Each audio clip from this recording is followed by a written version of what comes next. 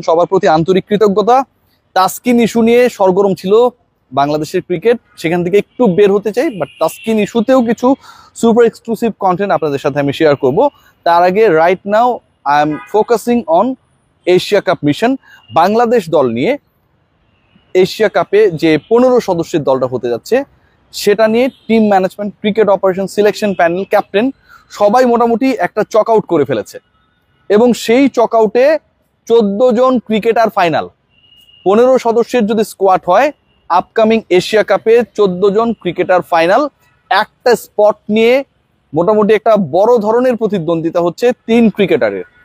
একজন ওপেনার রয়েছেন, একজন উইকেট কিপার ব্যাটার রয়েছেন, একজন মিডল অর্ডার ব্যাটার রয়েছেন। তাদের মধ্যে এই কম্পিটিশনটা হচ্ছে 15th যে পজিশনটা, জাতীয় দলের 15তম সদস্য হয়ে এশিয়া কাপ মিশনে কে আসলে তার জায়গাটা সিমেন্ট করবেন। 14টা যে স্পট আমি আপনাদের বললাম ফাইনাল হয়েছে, সেই জায়গায় কোনো backup opener Bangladesh team management right now ভাবছে না। সো নাইম শেখের যে সুযোগ, নাইম শেখকে দলে নিয়ে বহন করে দুবাই আবুধাবিতে গিয়ে খেলানো, নাইম শেখকে নিয়ে নতুন করে বিতর্কে জড়ানো, সেটার সুযোগ আপাতত নেই। এটা কেউ অফিসিয়ালি এখন বলবে না, আমি আপনাদের আগে জানিয়ে দিচ্ছি, Naim Sheikh is not going to be the part of Bangladesh Asia cup squad.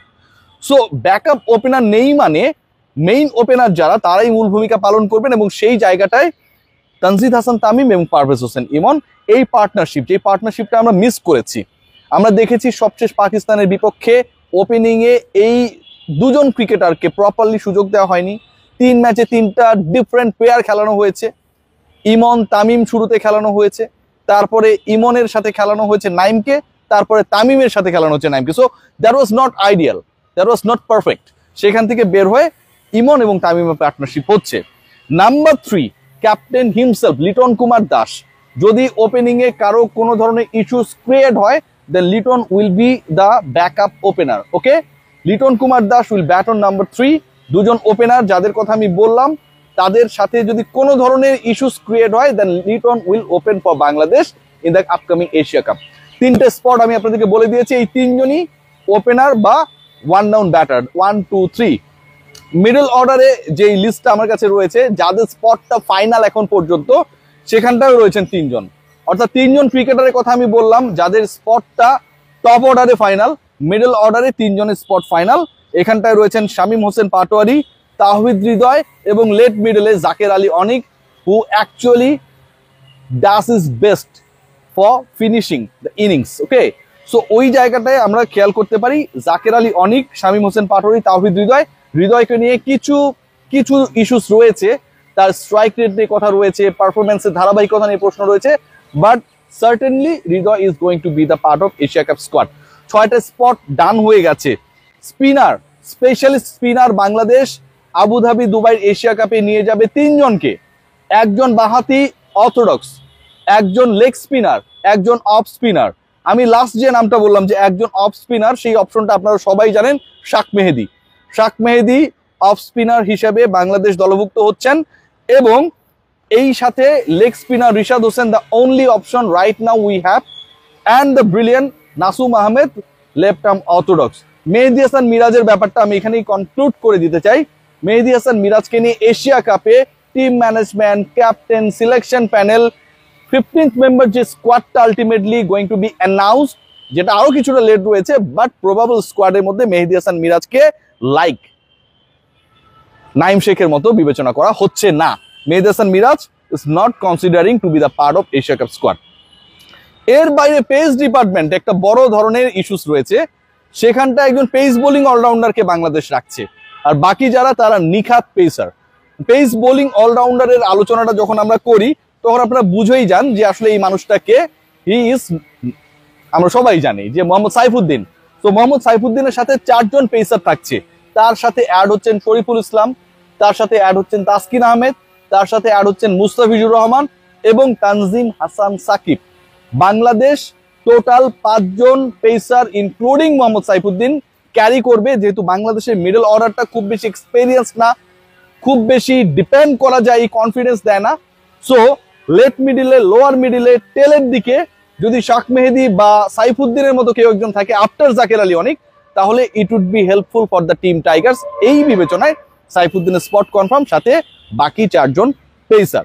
So আমি যে নামগুলা বললাম, এই নামগুলো যদি বলি এক এক করে, তানজিদ তামিম, পারভেজ ইমন, লিটন দাস, হৃদয়, শামীম হোসেন পাটোয়ারি, জাকের আলী অনিক, রিশাদ হোসেন, শাক মেহেদি, নাসুম আহমেদের সাথে অ্যাড হচ্ছেন আরো 5 জন, তাসকিন আহমেদ, মুস্তাফিজুর রহমান, তানজিম সাকিব, শরীফুল অ্যান্ড মোহাম্মদ সাইফুদ্দিন।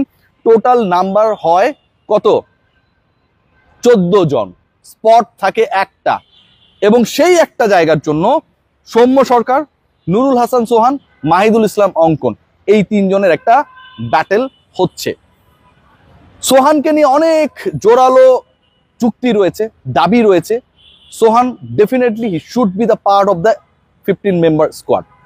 আপনি যদি পুরো দলে মিডল অর্ডারে ব্যালেন্স, লেট মিডলে ফায়ার, যে কোনোটাই চিন্তা করেন, অথবা কন্ডিশনকে যদি আপনি মেলানোর চেষ্টা করেন যে বাংলাদেশের সাবকন্টিনেন্টাল কন্ডিশন, এই টাইপের কন্ডিশনে ভালো ক্রিকেটার ভালো ফিনিশ করতে পারে, যেহেতু ডিপিএল বিপিএল সব জায়গায় সোহান ফিনিশড, মানে কি বলবো, অ্যামেজিংলি।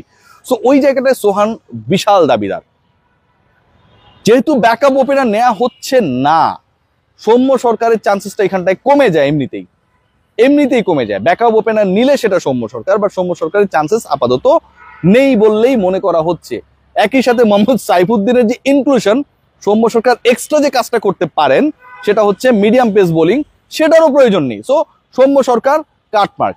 থাকে মাহিদুল ইসলাম অঙ্কন এবং নুরুল হাসান সোহান। সো এই দুয়ের মধ্যে থেকে বাংলাদেশ টিম ম্যানেজমেন্ট একজনকে পিক করবে। একটা গ্রুপ রয়েছে always they are not keen to pick Nurul Hasan Sohan. আমি জানি না কেন। আমি বিভিন্ন সময় আমার বিভিন্ন স্টেটমেন্টে বলেছি যে সিলেকশন প্যানেলের ছোটবেলায় কোনো সোহান নামের বন্ধুর সাথে গ্যাঞ্জাম থাকতে পারে, সোহানকে পিক করলে তার কথা মনে পড়ে যায়, যে কারণে তাকে দলে নেয় না। এটা হতে পারে, না হলে কোনো কারণ নেই। গ্লোবাল সুপার লিগেও যদি আমরা দেখি যে নুরুল হাসান সোহান হাউ অ্যাকচুয়ালি হি পারফর্ম, তিনি তার মতো করে পারফর্ম করেছেন, লো স্কোরিং ম্যাচেসগুলো হয়েছে, দলকে ফাইনালে তুলেছেন টানা দ্বিতীয়বার, এবং তিনি যে এই দলের চান্সেস ডিজার্ভ করেন সিলেকশন প্যানেলের প্রধান তার বক্তব্যের মাধ্যমে কিন্তু সেটা প্রিভিয়াসলি ক্লিয়ার করে দিয়েছে। কিভাবে ক্লিয়ার করেছে খেয়াল করে দেখবেন। সিলেকশন প্যানেল প্রধান বলেছেন সোহানকে বিবেচনা করা হয়নি, সবশেষ যে সিরিজটা ছিল শ্রীলঙ্কায় তার ইনজুরি ছিল, সোহানের ইনজুরি ছিল না, পরের ম্যাচে পরের দিনই তিনি 97 করেছিলেন। সো রাইট নাও তো সোহানের কোনো সমস্যা নেই, and definitely you need someone in the middle order. তো সোহানকে রাখতে আপনার সমস্যাটা কোথায়? সোহানের সাথে কম্পিটিশন হচ্ছে মাহিদুল ইসলাম অঙ্কনের। মাহিদুল ইসলাম অঙ্কন লাস্ট বিপিএলেও অনেক ফায়ারি ইনিংস খেলেছিল, এবং যেহেতু আপনি উইকেট কিপিং অপশনটাকে মাথায় রাখছেন, এক্সপেরিয়েন্সকে মাথায় রাখছেন, এশিয়া কাপকে মাথায় রাখছেন, from that connection Nurul Hasan Sohan তুলনামূলকভাবে মাহিদুল অঙ্কনের থেকে বেশটাই গিয়ে। সো বাংলাদেশের এশিয়া কাপ স্কোয়াড আলটিমেটলি অনেকটাই ফাইনালাইজ করা রয়েছে। একটা স্পট নিয়ে সর্বোচ্চ ডিবেট হবে, এবং সেই স্পটটায় অঙ্কন নাকি সোহান কে থাকবে সেটাই হচ্ছে দেখার। সবাই ভালো থাকবেন, টেক গ্রেট কেয়ার।